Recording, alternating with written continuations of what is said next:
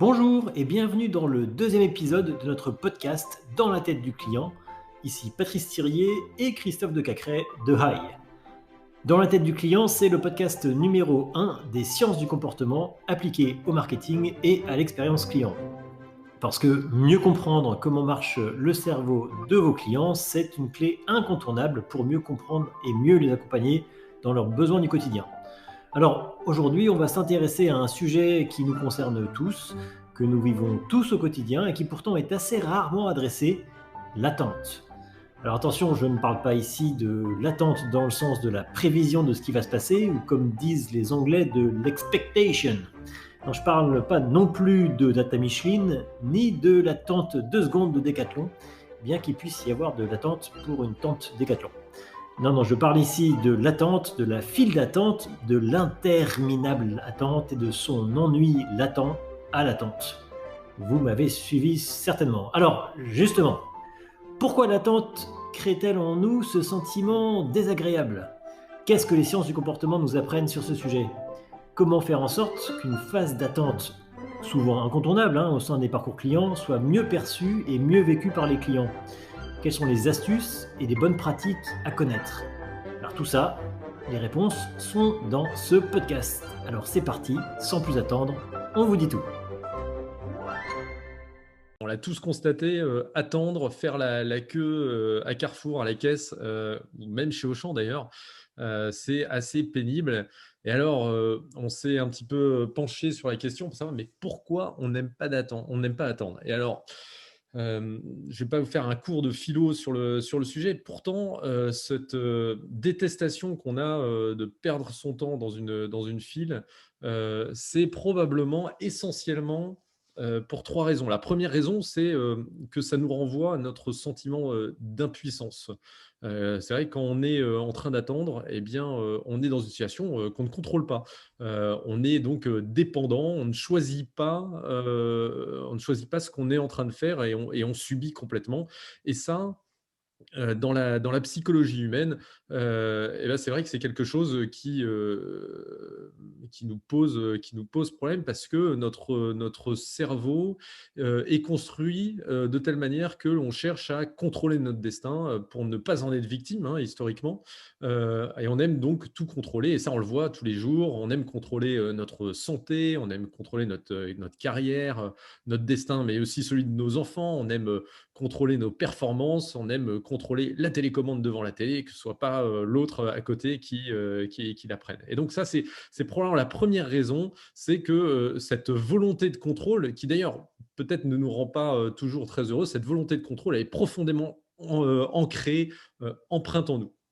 La deuxième raison, c'est qu'on a un petit peu perdu quand même l'habitude du temps long. On a un petit peu perdu l'habitude de la patience, de l'attente. Aujourd'hui, on habite en banlieue et on se rend à Paris pour travailler. Il faut imaginer qu'il y a encore quelques siècles, il aurait fallu une journée, ne serait-ce que pour faire l'aller-retour. Et donc, et tout dans notre vie quotidienne, hein, c'est vrai, est fait de telle sorte à ce que, les choses aillent le plus rapidement possible et que nos attentes soient satisfaites le plus rapidement possible. Il y a plein d'exemples, hein, mais comme on a dit qu'on allait faire court, je vais pas tous les développer. À propos de développer d'ailleurs, il y a pas si longtemps encore, lorsqu'on prenait des photos, bah, il fallait attendre 2-3 jours pour qu'elles soient développées justement. C'était bien d'ailleurs. Et je ne sais pas si c'était bien, mais voilà, en tout cas, c'est sûr que, aujourd'hui, on a perdu un petit peu cette habitude-là, et qui renforce notre détestation d'attendre. Puis, 3e raison, hein, on pourrait rappeler la célèbre phrase de Benjamin Franklin: «Time is money», et même si, le temps que l'on passe à attendre, que la caissière, s'occupe de nos articles, c'est pas forcément de l'argent, ben, plus ou moins, consciemment, on rapporte ça quand même à une utilité personnelle que l'on pourrait faire du temps que l'on est en train de perdre. Et ça, on n'aime pas voir cette perte. C'est voilà, de nouveau l'aversion à la perte, hein, qui là aussi est un biais cognitif très ancré dans nos cerveaux. Et c'est pour ça que voilà, on déteste attendre. C'est pour ça aussi que beaucoup d'entreprises s'intéressent à ce sujet-là. C'est pour ça que Google, par exemple, je ne sais pas si vous avez remarqué, quand vous allez faites la recherche sur un magasin, il vous dit quels sont les horaires où il y a le plus de monde et donc les horaires auxquels il faut que vous vous rendiez dans ce magasin si vous ne voulez pas attendre. Voilà. Donc ça, c'est probablement les trois grandes raisons qui font que psychologiquement, vos clients et vous-même, vous n'aimez pas attendre. Voilà. Alors moi, je suis d'accord avec toi et en même temps, je me dis qu'il y a des moments où on aime bien attendre en fait. Et l'attente, c'est pas toujours négatif, mais ça c'est juste en y réfléchissant que je me suis sûr. Mais je vais prendre quelques cas très concrets. Si tu aimes bien le vin, et ben, tu es prêt à attendre que Pourquoi ton… tu me dis ça à moi? Non, je sais pas si ça marche pour le whisky aussi, mais ouais, je pense que les amateurs de vin, ils aiment l'attente de la maturation de leur bouteille. Tu vois, il y a une sorte de philosophie derrière de choisir le bon moment de vie, la bonne opportunité et la bonne maturité du vin. Il y a une sorte d'attente positive. Donc, je crois qu'il peut aussi y avoir de l'attente positive. Ouais. Et parfois, certaines, alors, en effet, quand tu es à la caisse chez Auchan, je pense que c'est pas le même kiff. Il faut être lucide, mais je pense qu'il peut y avoir des attentes positives. Par exemple, sur ce sujet des bouteilles de vin, mais aussi, par exemple, quand tu vas sur Internet et que tu fais des comparaisons d'assurance, de voyage, de trucs un petit peu compliqués à comparer, tu as souvent un petit tempo qui découle. Et Ouais. ce tempo, en fait, ce que les études ont montré, c'est que si le tempo de moulinage, de réflexion du site va trop vite, eh ben, ta promesse de comparaison, elle est mal perçue par le client. Et il se dit, mais en fait, il n'a Ah. pas eu le temps de comparer, ça ne marche pas son truc. Donc, c'est pas réaliste. Mais il y a une certaine, en fait, il y a un certain délai d'attente qui rend la comparaison crédible. Et du coup, en fait, je pense que l'attente, elle parfois, alors là, c'est quelques secondes, il faut être réaliste, c'est pas très, très méchant, mais là aussi, cette vertu parfois de montrer qu'il y a un effort qui est en cours de process. Voilà. Et ça, c'est pas complètement débile. Et Ouais, puis, non, mais un autre ouais. exemple encore, un dernier, puis après j'arrête, c'est, mettons encore au hasard, tu vas voir un caviste. Vraiment au hasard. Si tu prends tous tes exemples autour de l'alcool, on va voir. C'est pour que tu comprennes bien. Puis c'était notre premier cas d'usage. Une première fois, on a commencé par aller voir un caviste que tu connaissais pour améliorer l'expérience client dans son magasin. Donc, ça nous C'est rappelait le vrai. souvenir.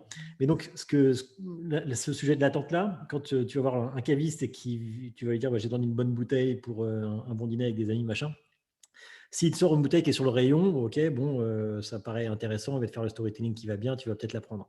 Mais si il dit attends, bouge pas, j'ai un truc pour toi, qui part dans son entrepôt derrière, qui passe 3 minutes à chercher, toi tu porotes comme un idiot à la caisse, et après il revient, il dit ça y est, je l'ai trouvée, c'est celle-là, elle est géniale. Ben, en fait, tu peux créer un sentiment de rareté, de recherche, et où là, l'attente, alors ça a peut-être été un petit peu casse-pied à attendre, mais en fait, c'est tellement récompensé par l'issue que ça passe complètement en second plan par rapport à l'émotion qui va être véhiculée. Donc, je crois que l'attente est intéressante, mais ça ne suffit pas. Voilà. Ouais, tout à fait. Ouais. Je partage et en fait, ça nous renverrait à un autre sujet, mais qu'on ne peut pas traiter là, qui est que précisément le fait, dans certaines circonstances, de savoir abandonner cette espèce d'appétit insatiable de contrôle, c'est ça précisément qui peut nous rendre véritablement heureux. Alors avant d'aller un petit peu plus loin, il faut, je pense, noter également que la perception du temps, c'est quelque chose d'incroyablement relatif. Et ça, c'est quand même un élément à avoir en tête lorsqu'on design une expérience client, c'est que tous les clients, en fonction du contexte, ne percevront pas l'attente de la même manière. C'est les montres molles de Dali, hein. Le temps n'est pas quelque chose d'absolu quand il est perçu par le cerveau humain.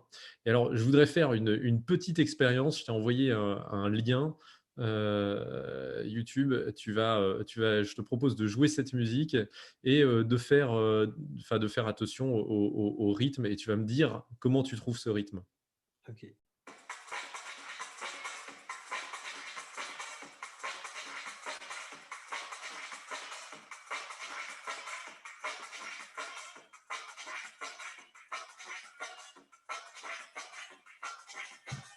Alors? Ça a l'air d'être incrémental, d'être de plus en plus rapide, mais je Ouais. suppose que je suis en train de me faire avoir. Ah, tu me connais bien, Patrice. Effectivement, non, c'est une illusion auditive. Non. Effectivement, on a l'impression que le rythme s'accélère. Pourquoi? Parce qu'en fait, tu as deux enregistrements en fait, de deux tambours, un dont le rythme accélère au fur et à mesure qu'il s'éloigne, et l'autre qui arrive plus lent et qui accélère progressivement. Mais le rythme général de la musique est le même, c'est-à-dire que le tempo général de ce morceau, c'est le même, il ne bouge pas, il n'accélère pas. Et pourtant, tous quand on l'écoute, eh bien, on a l'impression qu'il s'accélère. Et tout ça, pourquoi? Parce que notre cerveau se concentre uniquement sur le son du tambour qui s'éloigne et qui, lui, effectivement accélère, même si ce n'est pas le rythme global du morceau. Tout ça pour dire que, en fait, par rapport à la réalité du monde, eh bien, notre perception diffère et notre perception du temps diffère avec elle. Et alors, l'une des raisons qui font que cette perception du temps est relativement relative, elle est dépendante du nombre d'informations que l'on reçoit. Pourquoi notre enfance a paru aussi longue et que le temps semble s'accélérer au fur et à mesure où on vieillit? Enfin, toi, tu dois le voir mieux que moi, Patrice, d'ailleurs. C'est c'est probablement parce que quand on est enfant, on est en pleine découverte du monde et donc on perçoit énormément d'informations et l'attention que l'on porte à ces informations font que on perçoit moins le temps qui passe, on a l'impression que le temps se ralentit. Et on en a tous fait l'expérience, même à l'âge adulte, hein, lorsqu'on est concentré sur quelque chose que l'on aime bien, que ce soit un jeu vidéo, une partie d'échecs, ou, par exemple quand on est en train de peindre, pour ceux qui aiment peindre, par exemple, eh bien, on se réveille, on croit qu'une heure est passée, et en fait, il y en a deux ou trois qui se sont écoulés. Eh bien, c'est vraiment ce phénomène de dilatation du temps lorsque l'attention est particulièrement focusée. C'est pour ça d'ailleurs que dans le cinéma, on voit souvent que les scènes importantes, hein, je sais pas, tu as forcément vu Die Hard, Matrix ou Inception comme moi, il y a des moments importants où il y a cet effet de ralenti pour essayer de recréer justement cette impression psychologique que le temps est en train de se dilater. Voilà. Donc il y a vraiment c'est un élément important à prendre en compte, le fait que le temps n'est pas quelque chose d'égal pour tout le monde. Un autre exemple où on voit la relativité du temps, d'ailleurs, c'est ce qu'on appelle en psychologie l'effet du voyage-retour. Lorsque on doit se rendre à un événement hyper important, par exemple, tu te rends à ton centre d'examen le jour du bac, eh bien, la route pour y aller va te paraître incroyablement longue et tu vas dire qu'est-ce qu'il est loin le centre d'examen parce que il y a cette attente et donc il y a cette concentration sur l'objectif qui est forte. Et le voyage, au contraire du retour, te paraît beaucoup plus court. Et donc, c'est cette même relativité qu'on voit quand on attend quelque chose avec beaucoup d'impatience, eh bien, surtout si cette chose est positive d'ailleurs, eh bien, on a l'impression que le temps se dilate. Alors, la grande référence dans la relativité, c'est évidemment Einstein. Alors, je ne sais pas si tu l'as vu dans tes recherches, mais j'ai trouvé une petite citation d'Einstein que je ne connaissais pas et qui est particulièrement appropriée pour notre sujet et qui disait placez votre main sur un poêle brûlant pendant une minute et ça vous semblera durer une heure. En revanche, asseyez-vous auprès d'une jolie fille une heure et ça vous semblera durer une minute. Voilà, j'ai trouvé ça très, très joli. Une pointe de romantisme dans notre podcast. C'est un podcast essentiellement romantique. Ouais. On va commencer par du vin et des filles, on va se faire bien voir, Patrice. Euh, voilà, et puis pour finir sur cette histoire de relativité, là aussi, hein, il y a des études qui ont montré que le fait que notre routine quotidienne soit cassée par le confinement il y a un an, eh bien, nous avait rendu plus attentifs aux événements et donc on a retrouvé cette espèce de dilatation du temps et le temps de confinement nous a paru plus long que nos journées habituelles bien remplies et surtout routinières. Il y aurait Ouais. plein de trucs à dire sur cette relativité du temps et la manière dont on perçoit le temps. Mais d'une part, on n'a pas le temps d'en parler maintenant. Et puis les recherches continuent pas mal sur le sujet. Il y a une expédition qu'on va suivre avec intérêt qui se déroule ces jours-ci en Ariège, dans une grotte où il y a Mmh. un chercheur qui a embarqué 14 personnes Ouais. pour vivre pendant 40 jours enfermés sans repère temporel dans cette grotte Ils ont et pour voir l'impact de la... juste le temps pour écouter notre podcast, d'avant, quoi. Voilà, OK, j'ai compris. Vas-y. Heu, alors donc voilà, donc tout ça, c'est ce qu'on pouvait dire, on va dire, théoriquement sur le temps. Donc le temps est enfin, on n'aime pas l'attente parce qu'on est construit comme ça, la première chose. La deuxième chose, mais attention, il y a une perception du temps qui diffère selon le contexte, dans lequel on se situe et selon les individus également. Ouais, tout à fait. Et ça me fait penser, moi, à des solutions qu'ont mises en œuvre des entreprises pour nous faire contourner la notion d'attente, en fait.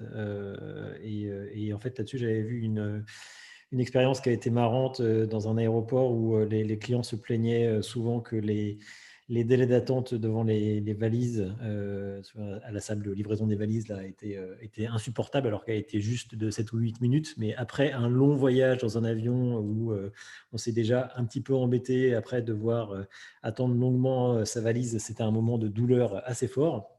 Et en fait, ils avaient commencé à réfléchir à des solutions pour accélérer le temps de livraison des valises, etc. Ils avaient réussi à la réduire un petit peu, mais en fait, la perception du temps d'attente restait super élevée. Que l'on soit à 8 minutes ou à 7 minutes ou à 6 minutes, en fait, le temps passait très, très lentement. Et en fait, la solution qu'ils ont eue pour contourner ça, c'était le temps de livraison des valises était à peu près incompressible, hein. Il y a un moment où tu peux plus faire tellement plus vite que ça. Et du coup, ils ont inversé la solution. Et donc, plutôt que de chercher à faire plus vite la livraison des bagages, ils ont cherché à faire moins douloureuse l'attente des clients. Et pour ça, ils ont fait se balader les voyageurs dans les couloirs de l'aéroport, hein, comme un circuit Ikea, vous savez, quand on doit aller d'un point A à un point B et faire tout un détour pour y aller. Et ben là, c'était un peu pareil. Ils ont fait tout un cheminement dans les couloirs. Et quand vous sortiez de l'avion, bah, du coup, vous passiez 6 minutes à peu près dans les couloirs pour arriver jusqu'à la salle des valises.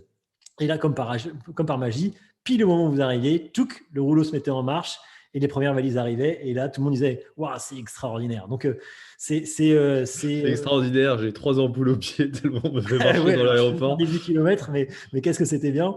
Non, non, mais c'est intéressant parce que ça montre vraiment que le sujet de la perception du temps, c'est quelque chose de très relatif, comme tu le disais, et que du coup, on peut aussi craquer ça en fait, en occupant l'esprit ou en occupant l'attention de celui qui est concerné par cette attente d'une manière ou d'une autre. Il y a plein d'autres cas que je pourrais citer, mais tu en as peut-être un dont tu voulais parler, je ne sais pas. Non, non, mais c'est vrai que le sujet de l'attente, pour, beaucoup d'entreprises, en B2C, hein, notamment, c'est un vrai sujet parce que le coût économique de faire attendre ses clients est hyper important. Alors, la 1re raison de ce coût, c'est probablement, l'expérience client induite par une attente. Pour ceux qui auraient loupé l'excellent épisode numéro 1 de ce podcast, on a parlé de l'expérience client, on a parlé de ce que Kahneman appelle la peak end rule, qui dit qu'il faut donc un temps émotionnel positif fort au milieu de l'expérience, à la fin de l'expérience. Et là, c'est sûr que quand tu termines ton expérience, que ce soit à la Fnac, chez Ikea, chez Auchan, par un long temps d'attente aux caisses, eh bien, en fait, tu foires complètement la fin de ton expérience et donc la mémorisation de l'expérience sera probablement mauvaise et donc tu ruines tous les efforts que tu as pu faire Mm. simplement parce que tu n'avais pas suffisamment de monde aux caisses pour faire passer les clients suffisamment rapidement. Et donc ça, c'est évidemment un problème parce que le risque, c'est que les clients ne reviennent pas et que également le bouche à oreille fonctionne de manière négative. J'ai une Euh, astuce pour toi, Christophe. La prochaine fois que tu vas chez Auchan, tu trouves une femme enceinte, tu la suis et tu passes avec elle, quoi. Comme ça, c'est prioritaire, tu grilles tout le monde, c'est pas mal. Non, mais d'ailleurs, il y a un truc, si tu donnes une excuse aux gens en disant est-ce que je peux passer devant vous parce que Ouais. je suis pressé, enfin, même si tu donnes une vraie fausse bonne excuse, les gens auront tendance à te laisser passer, Mais il faut mettre un parce que, majoritairement. quoi. Si tu mets pas parce que, ça marche pas pareil, hein. Ouais. Ouais, mais si tu dis simplement est-ce que vous pouvez me laisser passer parce que je suis pressé, même si en fait tu donnes pas de raison en disant je suis pressé, voilà, eh bien les gens, là aussi majoritairement vont quand même te laisser passer Mmh.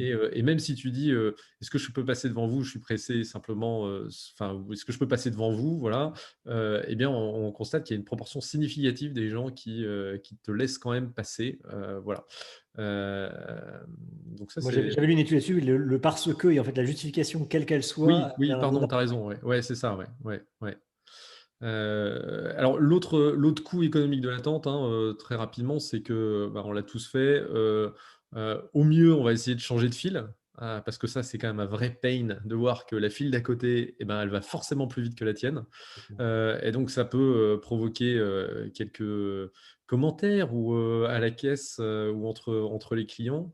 Heu, Parfois, le client se dit: «Bah, en fait, j'ai, 12 articles, bah, je vais en laisser 2 et je vais passer à la caisse moins de 10 articles» et donc, bah, il y a forcément un manque à gagner, pour l'entreprise et Mmh. puis, jusqu'au point où là, l'attente paraît tellement longue que, finalement, ça ne se justifie pas que tu perdes autant de temps par rapport à ce que tu avais prévu d'acheter, donc là, tu te barres carrément.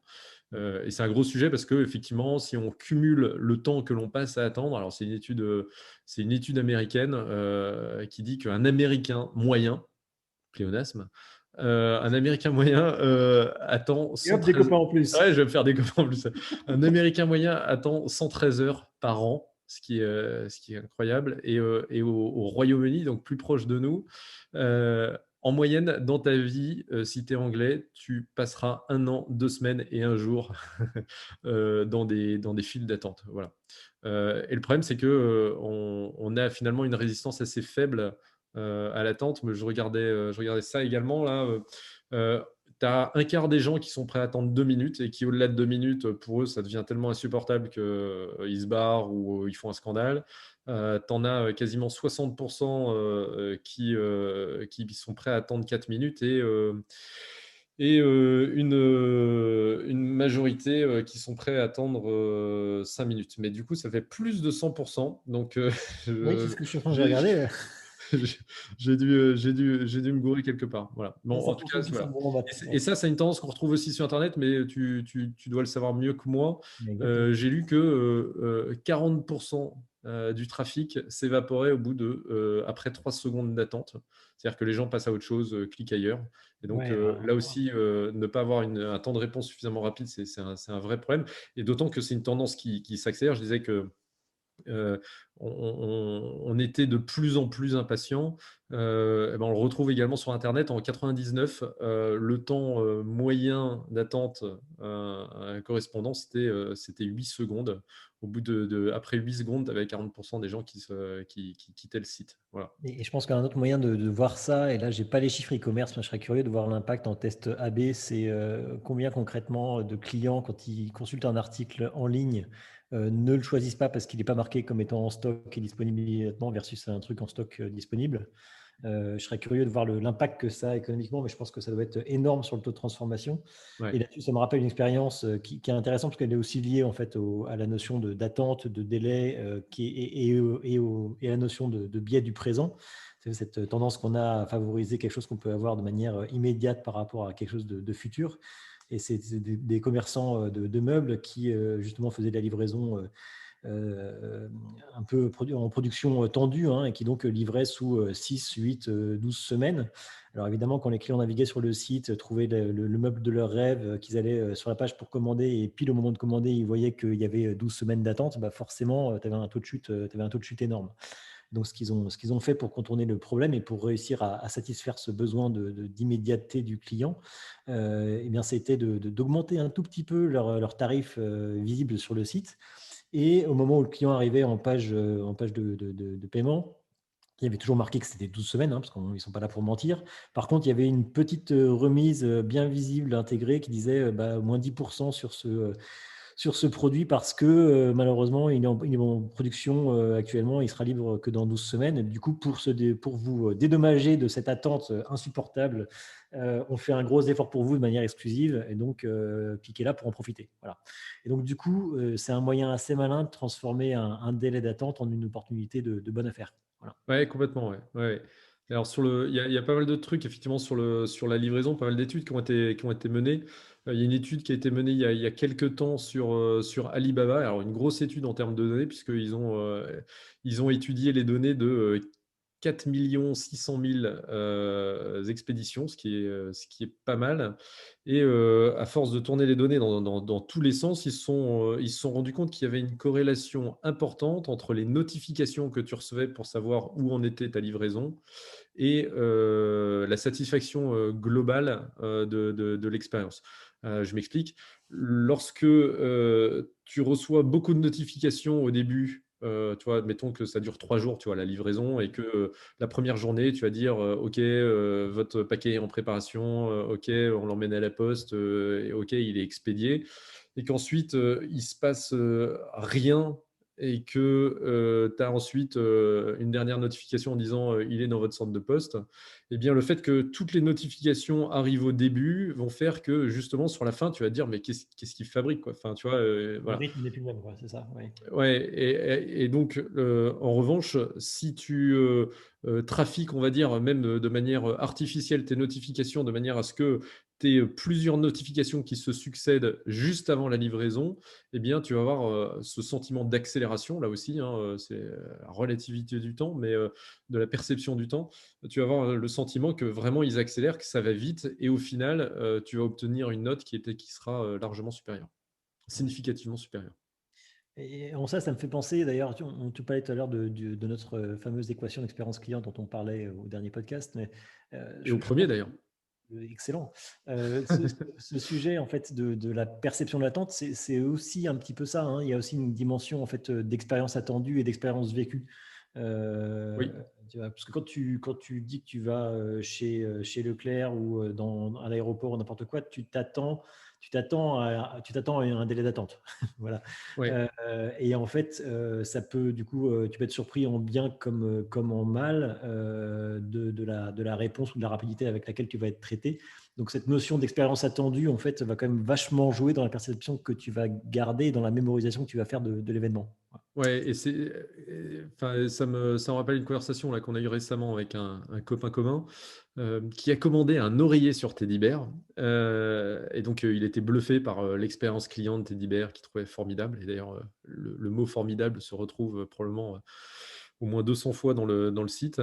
Et l'une des raisons pour ça, c'est qu'ils avaient dit votre oreiller arrivera sous 3 jours, il est arrivé sous 2 jours, quoi. Voilà. Et donc, voilà, l'expérience vécue était largement supérieure à l'expérience attendue, même si il est possible que l'expérience attendue, elle était cadrée volontairement par Teddy Bear de manière à ce qu'il y ait cet effet waouh. En fait, ça va encore plus vite que prévu, ce Ouais. qui est probablement un truc intéressant là aussi pour manager les attentes du client. C'est ça. Et du coup, quand on appelle un call center et qu'on s'attend à galérer et que ça se passe bien, et ben, on est hyper agréablement surpris. Et en sens inverse, si on s'attend à ce que ça décroche et que ça décroche pas, bah, c'est la frustration immédiate. Voilà. Oui, oui, oui. Mm. Toi, tu as des expériences d'attente là qui ont été particulièrement douloureuses ces derniers temps? Ou pas ces Euh, derniers temps d'ailleurs?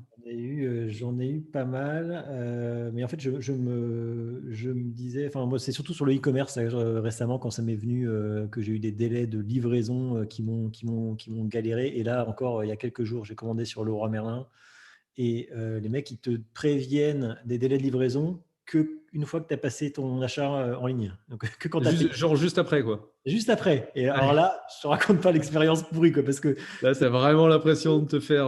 ah ouais, tu dis, mais non, mais tu peux pas, enfin, vous pouvez pas me faire ça, quoi. Livraison dans un mois d'un petit truc dont tu as besoin enfin, le week-end prochain, ça le fait pas, quoi. Et avec la norme d'usage d'Amazon, en fait, ça paraît juste complètement incongru de faire des trucs pareils, quoi. Donc, c'est complètement impossible, quoi. Voilà.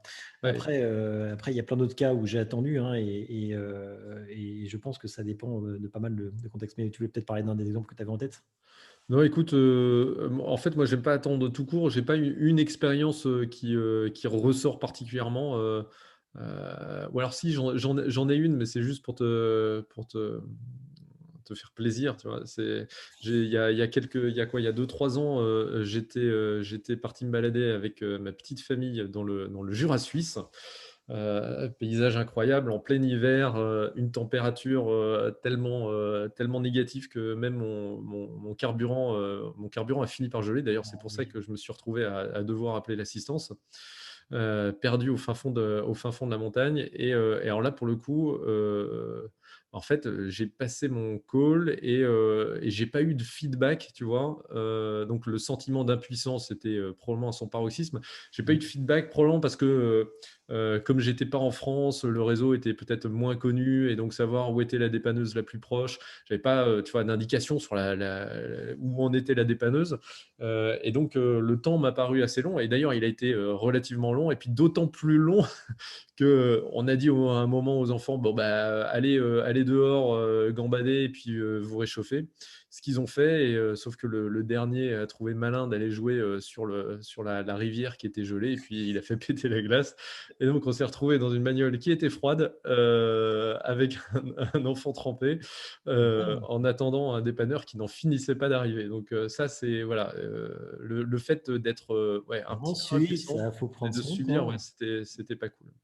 Et globalement, moi, c'est plutôt, tu vois, au resto. Alors en ce moment, ça va, du coup, je souffre pas trop. Tu me Mais, diras. je sais pas comment sont formés les serveurs, mais j'ai le sentiment qu'ils ont une sorte de radar qui fait qu'ils évitent systématiquement ton regard quand tu as besoin de les interpeller La 6e pour sens. commander un truc.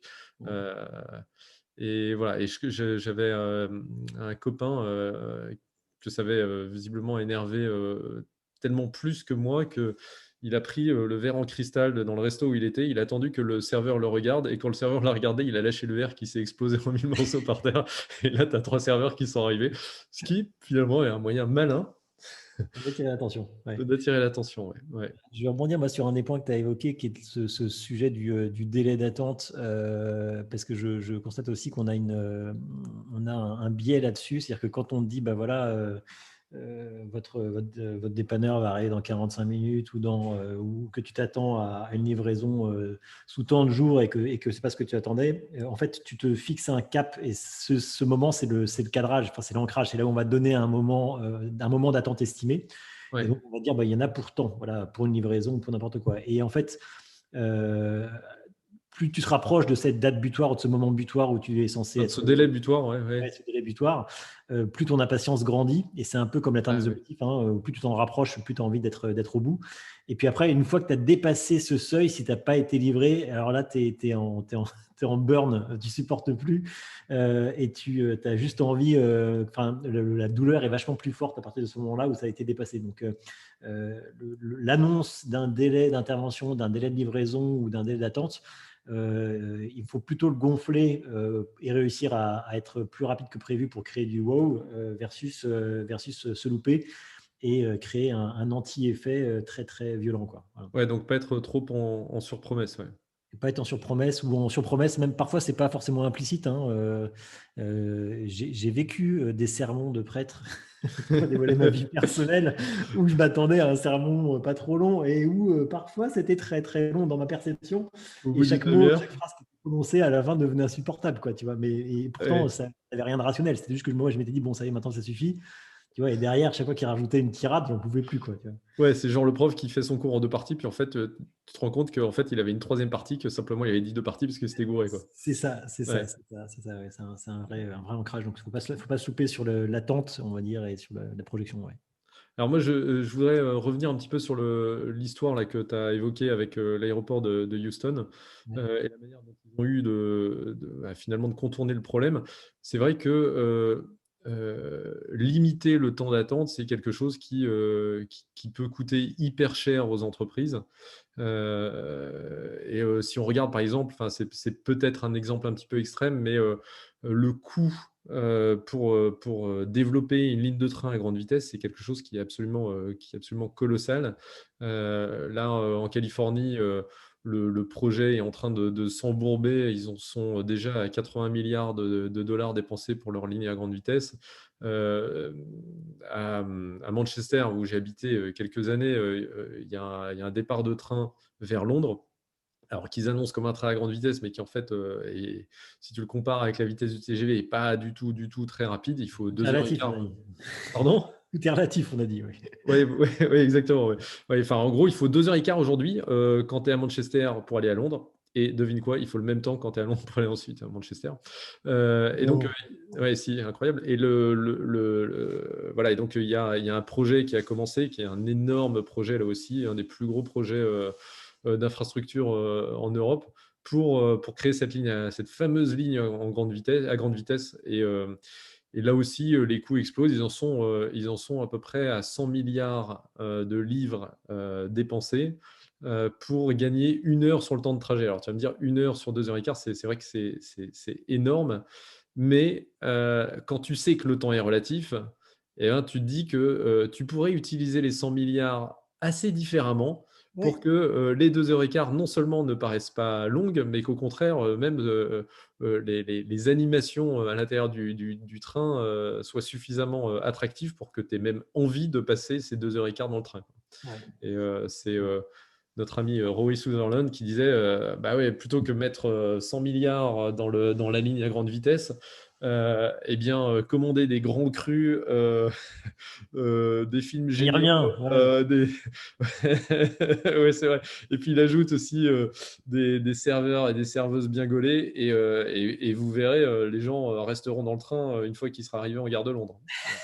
C'est vrai. C'est vrai qu'il y a souvent d'autres manières en fait d'investir pour réduire cette perception du temps, plutôt que d'investir voilà, sur vraiment les structures opérationnelles ou logistiques de ta boîte. Et ça me rappelle ça, Christophe, deux choses. Ça me rappelle Disney, on en parlait déjà au Yes. dernier podcast, mais le temps d'attente chez Disney est énorme. Là où au Futuroscope, je crois qu'il y a des animations spéciales, notamment avec les lapins crétins, où la file d'attente est déjà une animation en fait. Et ça, c'est plutôt malin parce que du coup, le temps passe vachement plus vite. Et ça me rappelle aussi un de nos projets, Christophe, les plus débiles qu'on a pu avoir tous les deux, qui C'est était gentil, c'est gentil de m'associer.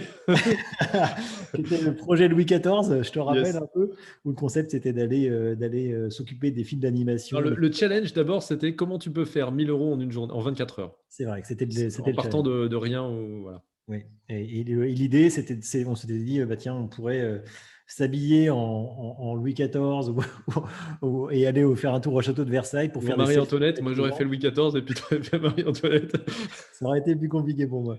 Mais donc, aller se déguiser comme ça pour tous les gens qui sont en file d'attente du château de Versailles, parce qu'à l'époque, avant le confinement, il y en avait des milliers par jour qui faisaient la queue, pour aller faire des selfies et du coup réussir à générer les 1 000 euros en une journée comme le challenge qu'on s'était fixé. Mais bon, finalement, on n'a pas donné suite, même si on avait eu un feu vert quand même du château de Versailles pour le faire. Ouais, On n'a ouais, ouais, pas, on n'a ouais. pas eu le temps de le faire. Voilà. Et alors, moi, c'est marrant ce que tu dis sur Disneyland, parce que pour le coup, ce que j'avais en tête, alors moi j'étais une fois au Disney, mais c'était il y a hyper longtemps et j'avoue que je me rappelle plus trop. Mais j'avais en tête qu'au contraire, tu vois, ils avaient énormément investi pour occuper le temps d'attente et faire en sorte que l'attente soit vécue comme une expérience intégrante du parc et une expérience positive évidemment. Qu'ils avaient développé pas mal d'écrans avec des vidéos fun, marrantes, des vidéos Disney sur le truc. Ouais. Qu'il y avait Mickey, Goofy qui passaient pareil pour faire des selfies. Qu'il disait aux gens, vous pouvez envoyer une blague par SMS à tel numéro et la meilleure blague sera lue à tous les gens qui sont en train d'attendre. Alors, ça fait un peu un regard comme Ça ça, fait tu vois. Mais, rêver. mais Ouais. voilà, mais visiblement que ça fonctionnait pas mal. Et puis évidemment le pass VIP, là, ou le pass Max qui Ah ouais, permet, ouais, euh, ouais, ça change qui tout. Ouais. permet d'être appelé plutôt que de faire quand c'est ton tour, Et plutôt que de ça, faire c'est la queue. intéressant parce que d'un point de vue marketing, ça veut dire que tu peux aussi utiliser l'attente comme un élément de différenciation, de segmentation et d'avantage. Voilà. Oui, tout à fait. Ouais. Et d'ailleurs, si, tu vois, si on essaye de résumer un petit peu les conseils qu'on pourrait donner aux boîtes qui cherchent à minimiser donc, du coup l'attente perçue en fait par les clients, euh, c'est sûr que réfléchir à la manière d'occuper ce temps d'attente, c'est quelque chose voilà, d'hyper positif. Il y a pas mal de boîtes qui ont démontré que elle savait utiliser ce temps d'attente pour alors soit gamifier, soit en gamifiant l'expérience, soit en présentant, enfin via leur merchandising, elles arrivaient à distraire suffisamment les clients, à utiliser le temps de cerveau disponible qu'ils avaient pour les inciter, notamment, alors soit garder, un meilleur souvenir simplement de ce qui est déjà énorme, un meilleur souvenir de leur expérience, soit, favoriser, ce qui est probablement, plus, limite, mais, favoriser les achats d'impulsion. Parce que lorsqu'on est, dans cet état d'esprit, un peu de frustration, et c'est vrai que, c'est un temps qui favorise les achats d'impulsion. C'est pas pour rien si, à la caisse des supermarchés, tu as tous les petits goodies, à Mmh. acheter au dernier moment, voilà. Donc ça, c'est probablement, un des conseils, animer la queue, la gamifier, de manière à ce que, la queue de Mickey, de manière à ce que, eh bien ça fasse partie intégrante de l'expérience.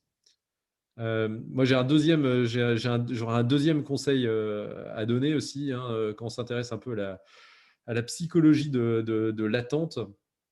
C'est, plutôt que de faire, plusieurs files et éventuellement même plusieurs caisses, ce qui est un problème parce qu'en fait, comme je disais tout à l'heure, tu es jamais dans la bonne caisse, et c'est comme, ce dans l'autoroute, d'ailleurs, tu es jamais dans la file qui avance le plus vite, quoi.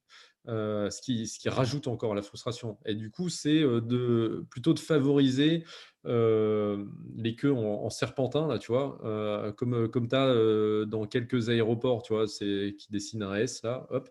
Ouais. Heu et donc, tu vas à droite, puis à gauche, puis à droite, puis à gauche, jusqu'à ce que tu arrives, aux caisses. Parce que tu as une file. Oui. Or, généralement, derrière, tu as plusieurs Donc il caisses, y a la plusieurs Fnac, il y a comptoirs, d'autres acteurs, ouais, mais et pas du tous. coup, tu avances, ouais, tu avances régulièrement, tu avances Équitablement. constamment, et Ouais, donc ouais. ça, c'est psychologiquement, plus facile à supporter quand tu vois que finalement, la file, elle avance relativement vite. Mmh, c'est vrai. Et puis, en plus, tu as pas la frustration de voir que, tu t'es encore une fois gouré de fil et que ta femme te dit: «Tu vois, je t'avais dit qu'il fallait passer à l'autre caisse», quoi. Voilà. Ça, c'est clair. Ouais, c'est clair que c'est un apaiseur Ou ton mari. de vie de couple, ouais. Ouais. Et puis c'est aussi cette notion d'indiquer le temps, hein, d'ailleurs, c'est des pratiques qu'on voit de plus en plus, partout, hein, sur les arrêts de bus, dans les arrêts de métro, de plus en plus on te donne le temps estimé, et tout ça, ça permet aussi de t'apaiser et de te donner des indications sur l'expérience attendue, justement. Ouais, Voilà. complètement. Et puis ce qu'on a dit également, c'est, de ne pas être en surpromesse, hein, par rapport au temps, de délai annoncé, justement, ce temps de délai annoncé. Au contraire, peut-être être en sous-promesse de manière à ce que, ce soit finalement une bonne surprise. Et puis, peut-être sur internet également, parce qu'on l'a relativement peu évoqué, mais, les entreprises avaient tendance, à s'intéresser, à ce qu'on appelle le TTI, Time to Interaction. Donc le temps à partir duquel tu vas pouvoir commencer à interagir avec le site, et plutôt, du coup, de t'intéresser au time to first bit. Donc, le temps jusqu'au premier pixel, parce que, le premier pixel, c'est pas encore l'interaction, mais ça va être le chargement tel que tu l'évoquais, avec une animation, avec, tu vois, sur Uber Eats, par exemple, le cuisinier a reçu votre commande, il est en train de l'examiner, il est en train de préparer votre repas. Et donc, on n'est pas encore dans l'interaction avec le livreur, par exemple, là, dans ce cas présent, mais il y a une forme d'animation qui nous tient occupés avant que le produit soit là.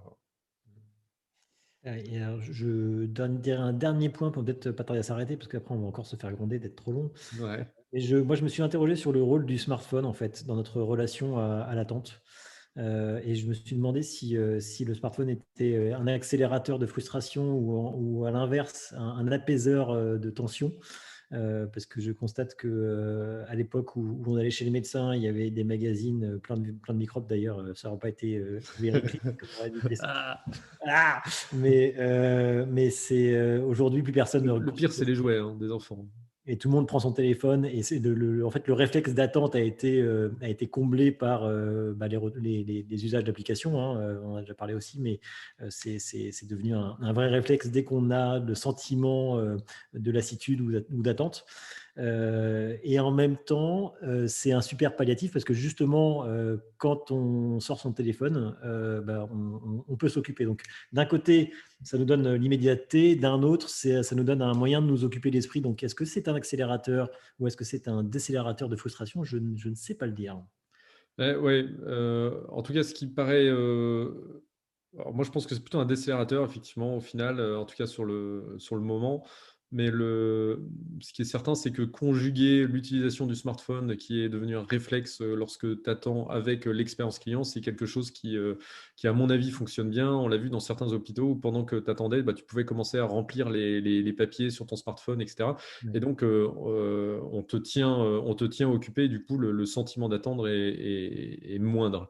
Voilà. Et puis peut-être le dernier truc pour reboucler du coup avec mon premier point qui était sur le fait que l'attente nous renvoie à un sentiment d'impuissance, c'est probablement toujours essayer de donner le choix au client dans les modes d'interaction, même si pour pallier l'absence, vous n'avez que des choix qui sont relativement dégradés. Entre la peste et le choléra, je préfère avoir le choix plutôt qu'on me dise t'as la peste ou t'as le choléra, parce que le fait d'avoir le choix, ça amoindrit cette impression d'impuissance en me redonnant un sentiment de contrôle. Moi, je veux bien la peste ou le choléra, mais je veux savoir dans combien de temps, par contre. Ouais. Je vais faire mon choix. Ça marche. On fait le tour du podcast. C'est tout bon maintenant. On s'arrête là. On va essayer de rester du coup dans les délais raisonnables. On était super content de vous retrouver, sachant que vous avez été déjà nombreux à écouter le premier podcast. On espère que ce deuxième vous plaira tout autant. Continuez de nous laisser des notes sympas sur le store, c'est vachement important. Et à nous encourager dans nos relais LinkedIn pour en parler à tous vos amis et vos oncles et tantes, fils, filles, cousins, cousines, neveux, Grand-mère. nièces et filleul, voilà, tout le monde. Et puis, on sera ravis de vous retrouver dans un prochain épisode pour reparler d'expérience client dans la tête du client.